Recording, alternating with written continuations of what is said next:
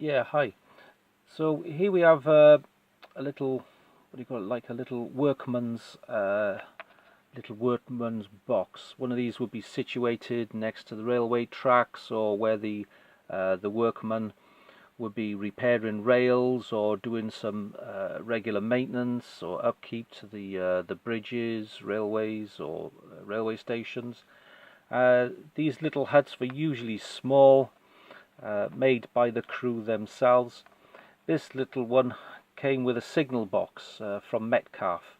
So I built it, and I thought, well, when I get some time, I'd like to make another one from scratch. So here we go. So this is the Metcalfe one that came with a signal box. It's got a little window at the back. You got a little chimney there, and a little door for the front, and it looks quite tidy. So every railway should have one of these, or at least a few, because obviously you've got regular maintenance going on to the tracks and the railways, railway stations, signals. So there's always one of these where the men can at least grab a cup of tea or something, and if it's cold they can go in, warm up and carry on. So where do you start? So with a little item like this, you usually start with a piece of cardboard. What I've used is some thick cards. You could use anything for this. You could use card from a cereal box, any type of card, as long as it's not too thick, and you're able to score it and make it into 90-degree angle there. So what I started from is, I started with this. On one end you got a little tab. This tab here you're just going to use to glue the box into a square.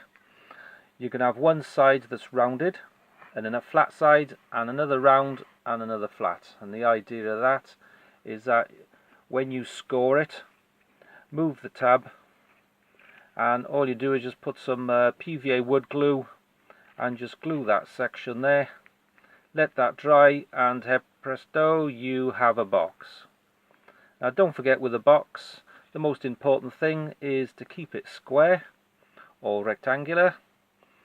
And another important feature is to get this reasonably right, because this is where the roof is going.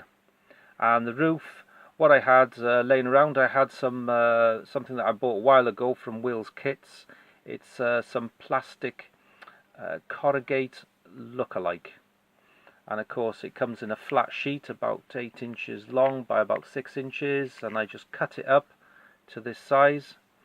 I had to gently warm it up with a lighter, with one of these. So I just lit it, so you got some gentle heat coming from there. Slowly moved it along, and then I bent it so that it's rounded to that shape. So once you've done that, you can go on to the next step, which is putting on the roof.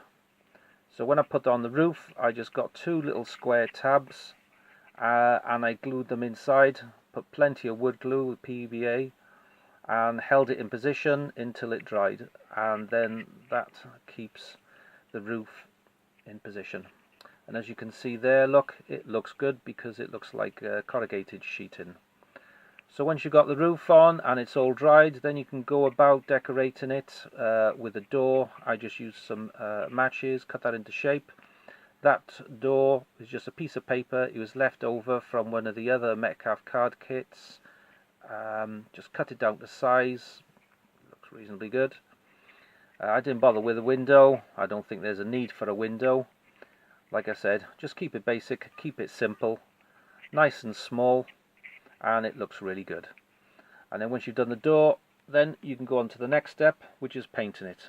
You can paint it whatever colour you want. I mean, obviously Metcalfe has done this in like a grey with a green door, with black lines to make it look like some sort of wooden or sheet panelling.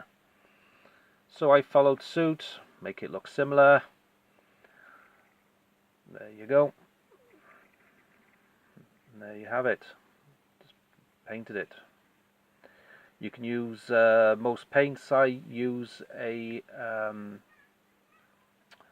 paints that I get, acrylic paints, brown or a grey or a black. So I tried a lighter grey first, and then I preferred the darker brown, so I used this colour, and I'm happy with this colour. And then I painted the roof. And then for the chimney pot, I actually used a Q-tip, Johnson & Johnson's Q-tips, because I think they're the best. When you cut off both ends, you're left with a plastic tube, and the plastic tube is actually about the same size as this one over here. So I just cut that off, cut the plastic tube, put some PVA glue on the inside, and that holds it in place. And that's what it looks like on the inside. See, nice and easy, it's not hard to do, and this took me about an hour to make. So that's not too bad, is it? And then once you've done one, I'm sure the second one and the third one and the fourth one will be easier, because they're great little huts these are, next to the railway tracks. They look good. You can also use them to hide electric motors or point motors. You can use it next to a coal yard. You can use them next to engine sheds, and anywhere. They look good anywhere. Next to railway stations, I like them anyway. So I'll be making a few of these. I might make them different colours and see how I get from here. But so this is one from Metcalf, pre-made. It looks good, but it looks, you know, too nice and clean and tidy. This looks more weathered, used, and it's seen the wars by the looks of it. So to me this looks a bit better, because it looks more, you know, rougher. So I'll be making some more of these in different sizes, maybe different colours, to go next to my stations and coal yards and such like. So I hope you enjoy this video, and I hope it's instructional for you. I'm looking forward to some views and comments. So thank you all very much. Bye for now.